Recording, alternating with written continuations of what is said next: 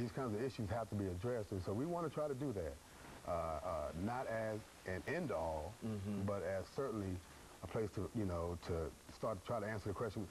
I think Dr. King left us, where do we go from here? Okay, and then it's not done with any kind of bitterness or anything, no. To recognize that you have to analyze the whole question in order to find a way out, and that there would have to be some kind of legislative answers to some of the problems that we're dealing with, because they're so widespread, and they impact so very, very many people. And so you think that this conference will have an opportunity to at least address some of those issues. And I think in a real sense, we've got about 4 minutes, and we'll give you an opportunity to continue your discussion. But in a real sense, we can say that nothing has been said nationally in reference to this. I think you talk about the Nashville coalition, but and you might have a few groups here or there, but for the most part, this is sort of a silent kind of problem that nobody understands with those individuals who live within these communities and who cannot find a job, and everywhere they go, they're turned away, and then they're facing a whole issue not only of unemployment at outside, but the same issue when they go back home without being able to satisfy a wife, kid. That's very critical. Yeah, that's what it's the whole structure of the family. It's not just about one individual coming out of jail, not being able to find a job, but it's about that one individual who had a wife while he was in jail, a kid while he was in jail, and now he's out with great expectation, and now he can't even meet them, which means that he goes back where? Back to jail. In a real sense, because he generally becomes involved. That's why we get this recidivism, all of those issues. And so this is a new organization, is it? Well, I would say fairly new. We started back in 2006. This particular issue we've tried to address over the last 2 years, I would say.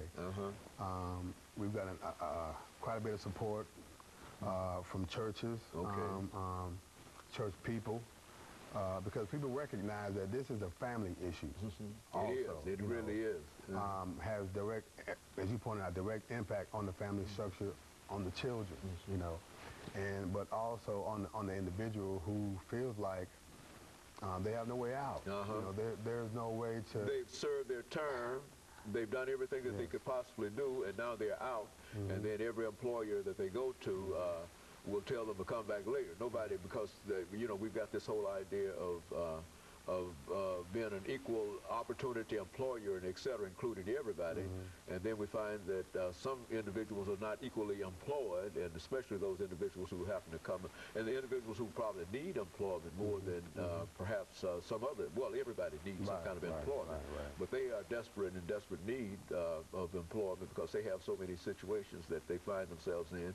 And I'm really in sympathy with such individuals, and I hope that your organization can, with this conference that you're having on between November the 11th to the 13th, that other folks could be aware of this conference, and we're going to do as much as we possibly can in order to make people aware of it, and that you can get a larger turnout, and that something can possibly be done.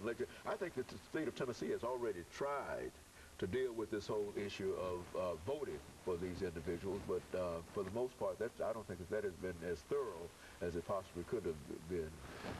Well, they've made progress in Tennessee. I would say that. But the restrictions are so outrageous that I don't really see that being able to solve our problem. We're gonna have to get involved ourselves. Good. And we can't wait for others to do it. Okay, and of course, Ms. Caine, let me thank you for bringing that excellent information by with us, and we've got about half a minute before we end this show for today. But I certainly appreciate that, and I'm sure that our audience also appreciates the information that you've given us, and we become much more aware. I think, and that's about the only thing that we can do in sessions like this, to make people more aware of it and make them more sensitive to it, and understand that they too have a responsibility to do things. And I think that you've helped us to move in that direction with this whole issue. And I want to thank you and your organization, and I also want to thank our audience this morning, and to encourage them to tune in again next week for another informative edition of Comments. Thank you, and good morning.